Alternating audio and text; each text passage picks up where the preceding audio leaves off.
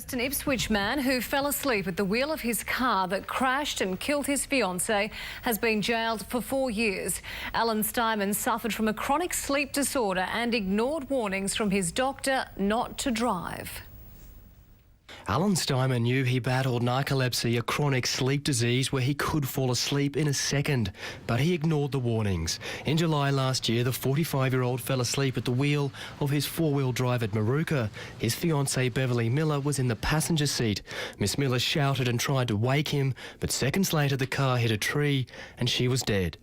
You don't think you're going to lose your child before you, and it's just every day is denial. Steinman pleaded guilty in court to driving dangerously and causing the 29-year-old's death. The Ipswich man had known about his chronic sleeping disorder for 7 years. Until I go home and see the memorial, I have to remind me that it's true. You'll never contact me again, never contact your nephew and niece.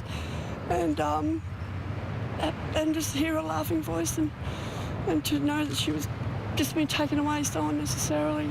Beverly had been engaged to Alan for 12 months and before the accident told her mum the one thing she was looking forward to was having children herself.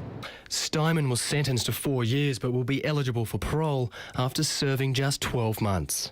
Out within 12 on good behaviour for taking somebody's life when he was well aware and was just ignorant to how much the narcolepsy affected him. The court heard it was the first case since Jet's law was introduced. It increases maximum sentences for dangerous drivers who don't disclose a medical condition.